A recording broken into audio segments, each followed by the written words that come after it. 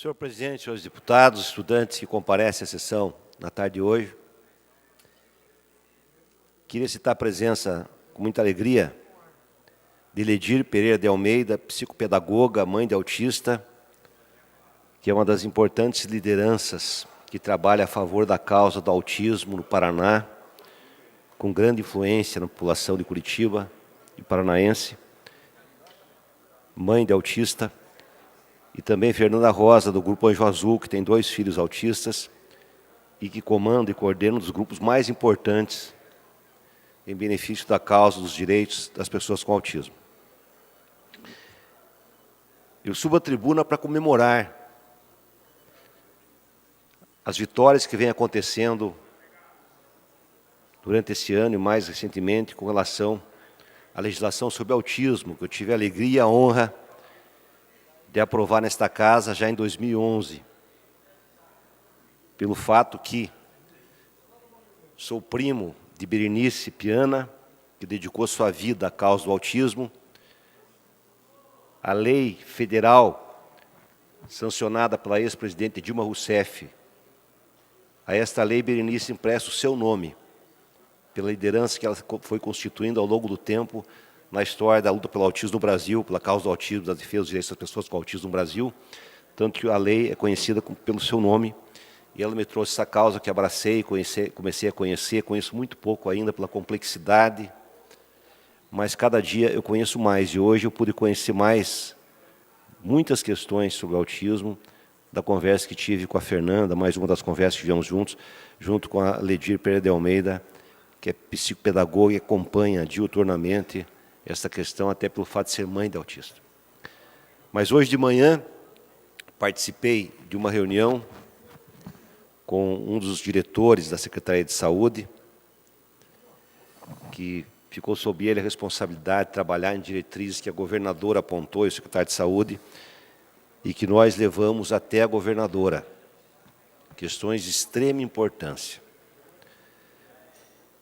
Comemoramos a aprovação de emendas à lei originária de minha autoria, que fazem com que ela avance. Juntamente com a deputada Maria Vitória e com o deputado Márcio Pacheco, nós fundimos 2 projetos, um pouco diferentes, num projeto único, criando a carteirinha de identificação do autista e também avançando na diretriz de que o Estado promovesse um cadastro das pessoas com autismo, que já constava na lei original de minha autoria. Mas nós avançamos muito na questão do cadastro, aprovamos nessa casa uma fusão dos 2 projetos, de tal forma que ficou finalmente instituído o cadastro especial da pessoa com autismo, com o objetivo de se obter o diagnóstico e o registro dos casos existentes no Estado do Paraná, essencial para a formulação e execução das políticas públicas destinadas ao desenvolvimento das pessoas com TEA, transtorno do espectro autista, visando a melhoria do seu atendimento, especialmente nas áreas de educação e saúde. O cadastro de que trata esta lei será implantado e administrado pelo Poder Executivo, que, para tanto, poderá firmar contrato ou celebrar convênio com municípios, entidades públicas ou pessoas jurídicas de direito privado. E, além disso, esse cadastro, além de se relacionar com a pessoa que tem autismo, também ele vai fazer um levantamento da situação das famílias das pessoas com autismo.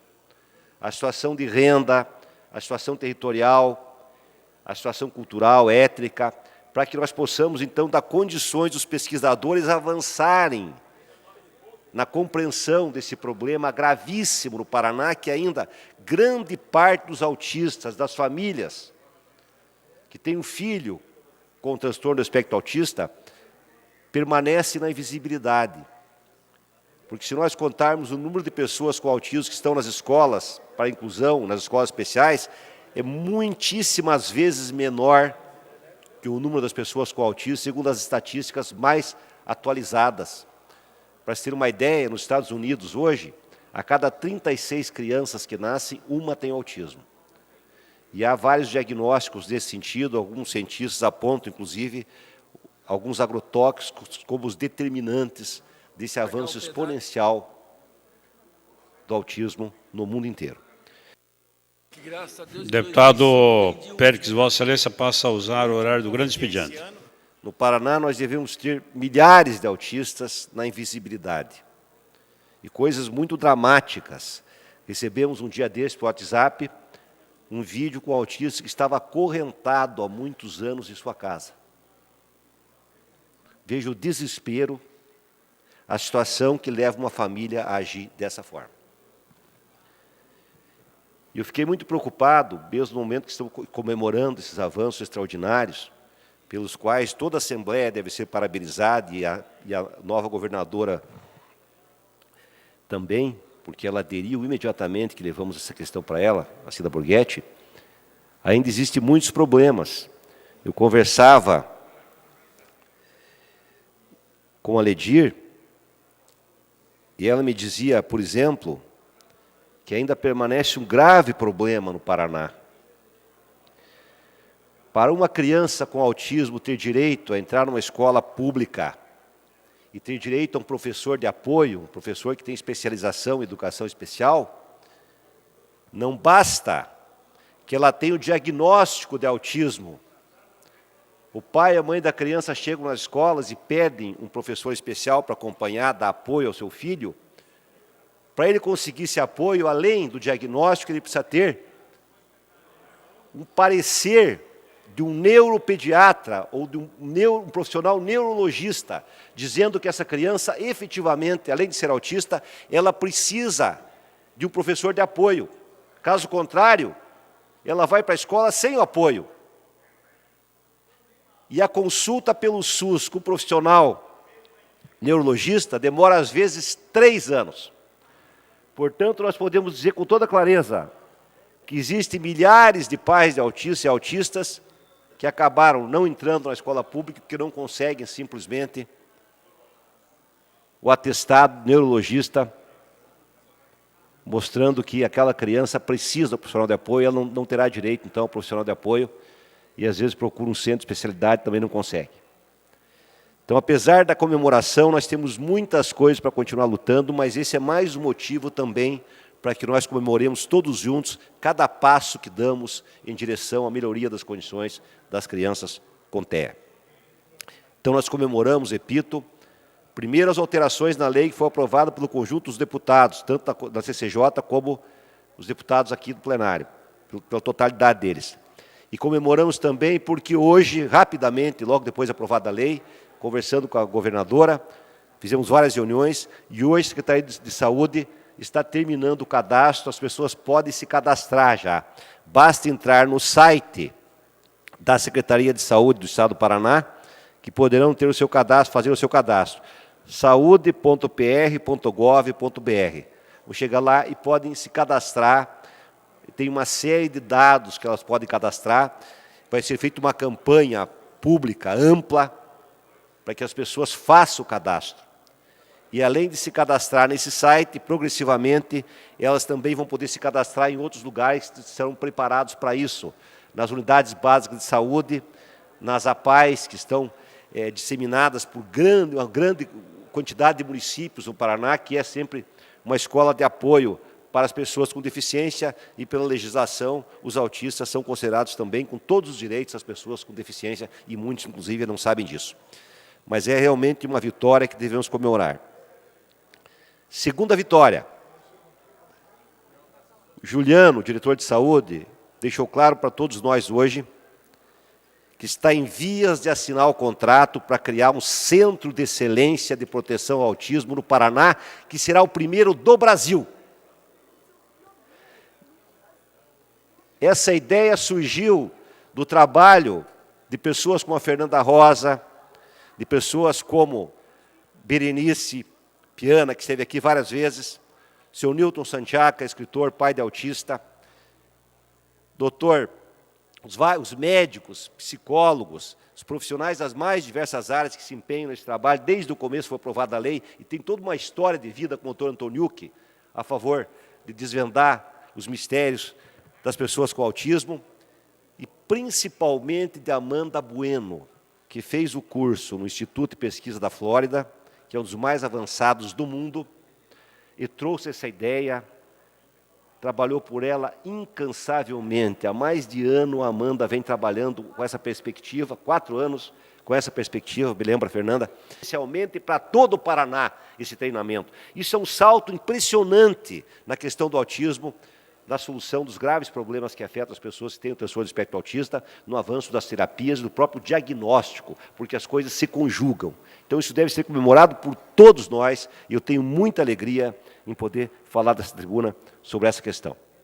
Além disso, foi decidido também, porque nós alteramos a lei, inicialmente a preocupação da lei original era a qualificação e formação dos profissionais da educação e da saúde, em geral, mas nós alteramos a lei para que também essa qualificação tivesse foco nos cuidadores de autistas e nos familiares.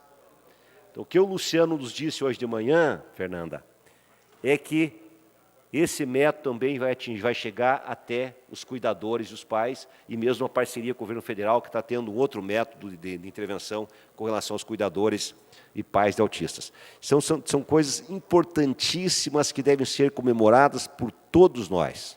Além de que esta casa, também é bom que se diga, nós conseguimos 54 assinaturas. Todos os parlamentares assinaram um ofício, um requerimento, solicitando a criação de uma frente parlamentar em defesa dos direitos das pessoas com transtorno do espectro autista.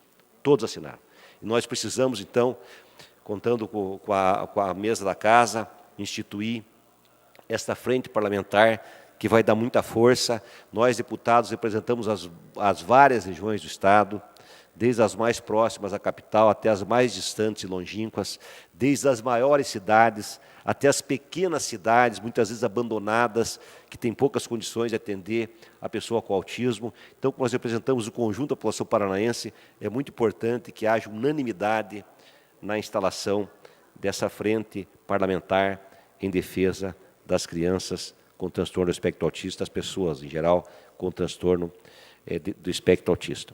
Diz também o diretor de saúde que será inaugurado um grande hospital este ano que vai atender todo o Noroeste, que poderá servir como referência inicial para as pessoas com autismo, para diagnóstico, para iniciar as diretrizes para as terapias, assim por diante, e que aqui em Curitiba, o CRAID, que é um Centro Regional de Atendimento Integrado ao Deficiente, ele será imediatamente qualificado para receber as pessoas com autismo e dar a primeira diretriz, desde a questão do diagnóstico, a questão da primeira terapia, até a informação para as pessoas que não têm informação e até também o encaminhamento para as escolas. E nós esperamos que, a partir da questão colocada hoje pela Ledir, nós possamos abraçar essa causa que obrigue o Estado... Permite uma parte, deputado Pérez. Na sequência, com muito prazer, que obrigue o Estado do Paraná, o mais depressa possível, a colocar um neurologista, os profissionais neurologistas, a serviço da educação, para que uma criança não precise mais esperar 3 anos para uma consulta para poder ter um apoio na escola pública. Isso seria uma causa muito importante também. Deputado Tadeu, por favor. Deputado Pérez, quero parabenizá-lo pela sua intervenção, pela sua luta, pela luta histórica que está sendo feita, pela visibilidade que está sendo dada ao problema, e quero, ao mesmo tempo, externar uma preocupação, deputado Pérez. Vossa Excelência sabe, fez, inclusive, no seu pronunciamento referência, que um dos principais, não o único, mas um dos principais motivos do altíssimo índice que nós estamos tendo hoje é justamente, e isso não é dito por nós, está sendo dito por aqueles que pesquisam há anos a questão do autismo, é justamente o glifosato. A ingestão de glifosato no mundo está sendo banido em alguns lugares da Europa, está sendo banido em alguns outros pontos. Os Estados Unidos está reduzindo brutalmente a quantidade desse processo de agrotóxico de glifosato. E aqui no Brasil, todas as vezes eu acho que é preciso que nós nos lembremos, a água que nos é servida, inclusive a água da Sanepar, ela contém 5.000 vezes mais glifosato que a água que é servida na comunidade europeia. 5.000 vezes mais.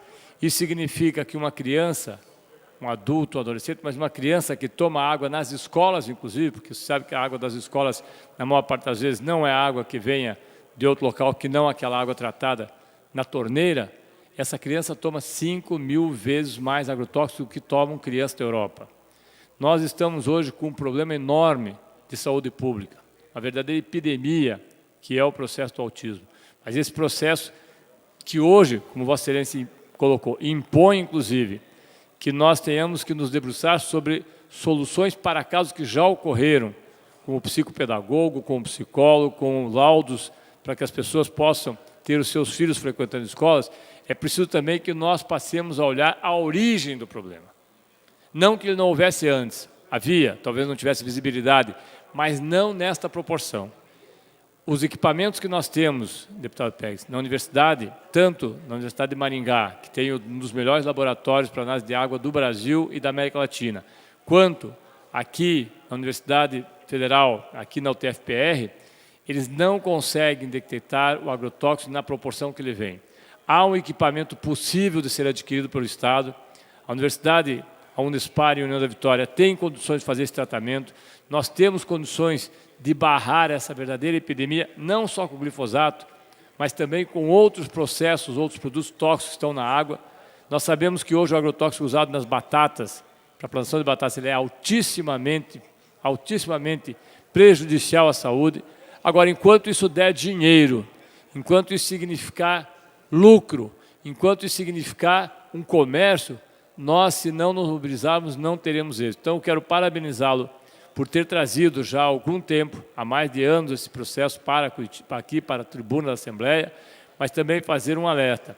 Nós, Vossa Excelência lembrou, a perspectiva, deputado Pérez, com a quantidade de glifosato que nós estamos tomando, é que dentro de alguns anos, não tantos, nós que temos filhos, nós que teremos netos, nós que já temos netos, aqueles que têm filhos pequenos, a possibilidade, em 10 a 15 anos, é que nós tenhamos, de cada 2 crianças nascidas, uma autista. Não haverá saúde pública que dê conta disso, nem saúde privada. Ou se barra esse processo criminoso do uso de agrotóxico, inclusive com o pacote de veneno que quer ser aprovado, a despeito de toda a população ser contrária, mas que os agricultores, a começar pelo senhor Blairo Maggi, querem aprovar no Congresso Nacional, ou se barra esse processo criminoso, ou nós teremos uma sociedade que terá que discutir como fará a educação nos próximos anos e teremos gerações e gerações perdidas. Porque sabem os pais das crianças autistas a dificuldade que é para inseri-los e a dificuldade que é para toda uma família. Por isso, parabéns pelo tema. E volto a dizer, deputado Pérez, é preciso que nós abordemos as causas do autismo para não ter que tratarmos depois das consequências. Obrigado. Muito obrigado, muito importante sua parte, deputado Tadeu Venere. E nós precisamos contar com o apoio dos pais de autistas, essas lideranças maravilhosas, que dedicam sua vida a essa causa, suas vidas a essa causa. E, sem dúvida, o senhor trata a questão essencial, porque é a origem do problema. A origem do problema, que muitas pessoas se esquecem. Ele lembrou muito bem que nós estamos em via de aprovar um pacote no Congresso Nacional que dá a carta branca para o veneno e para o agrotóxico. Ou seja, coloca de forma invisível, as pessoas não vão ter nem o direito mais de saber o que estão consumindo. Isso é uma coisa gravíssima, que fere os direitos fundamentais, na minha opinião, da população brasileira, e deve ser questionado, inclusive, do ponto de vista da legalidade. Parabéns pela sua parte, é de extraordinária importância para que nós possamos, sim, avançar nas causas do avanço do autismo, que está agora explodindo de forma exponencial.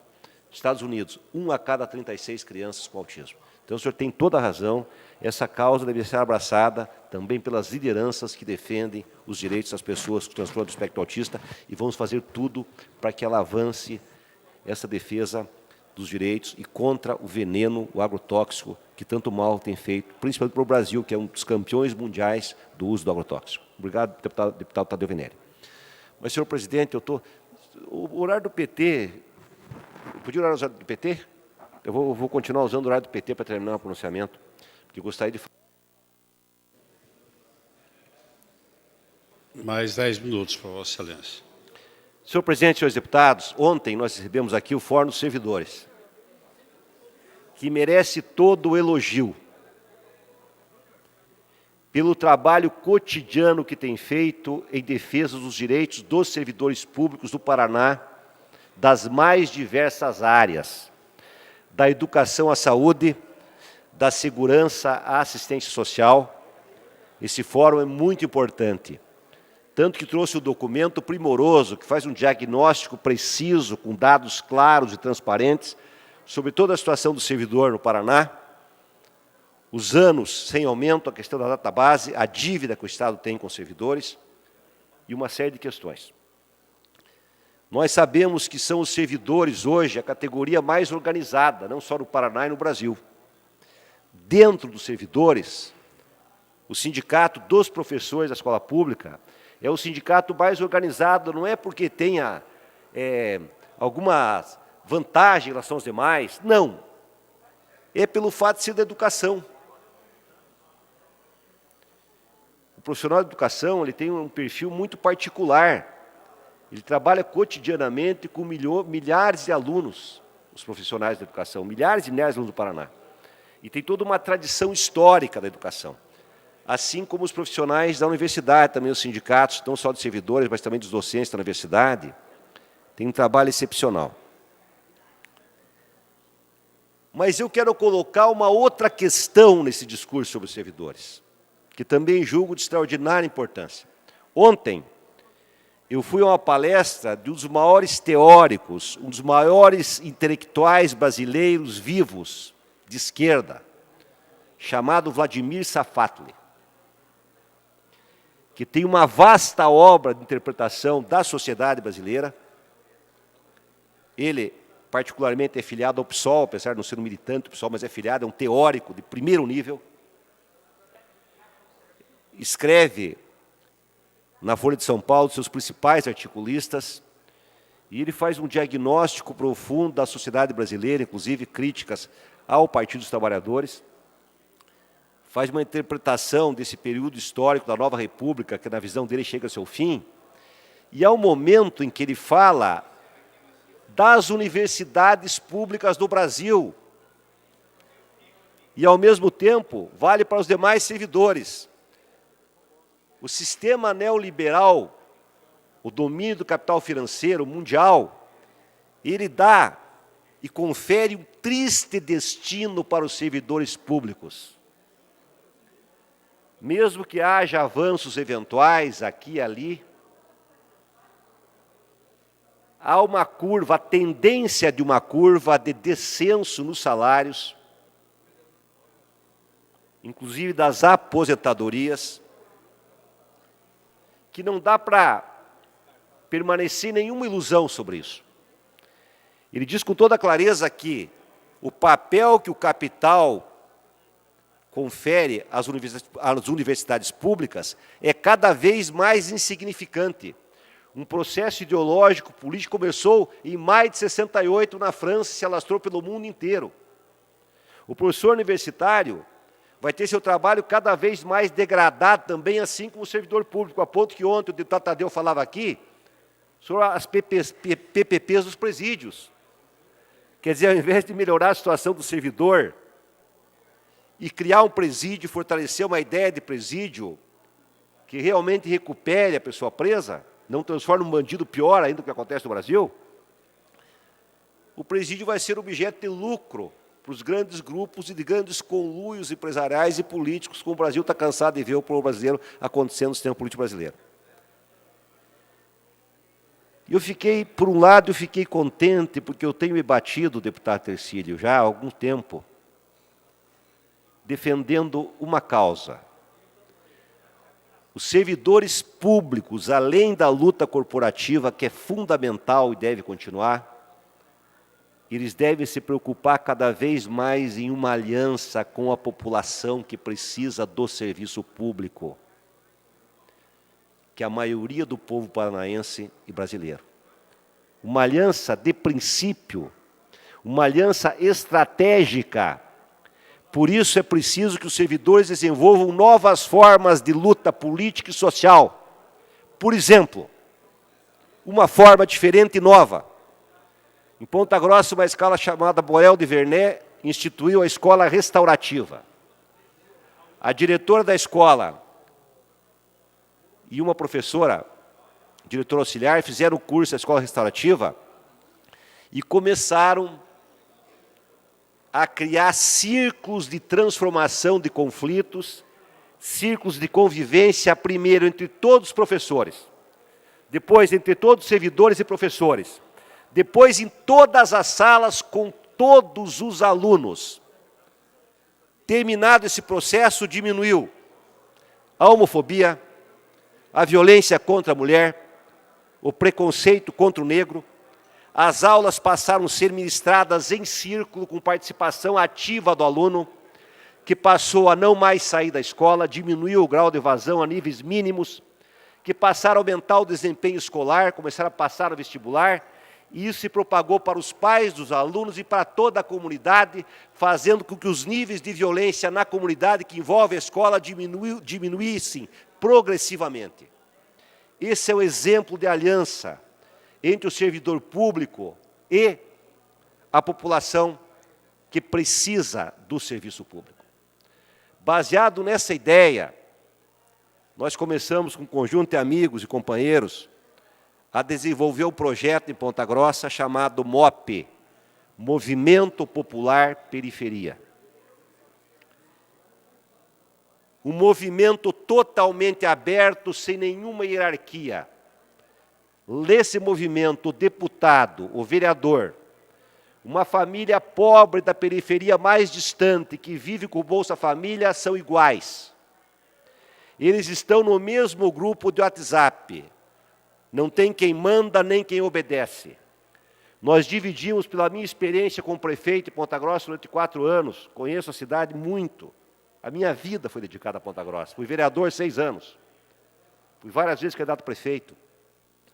Nós dividimos a cidade em 24 bairros urbanos, onde há realmente uma relação muito forte entre as diversas vilas, pelos equipamentos públicos, por tradição e costumes, e 3 bairros rurais.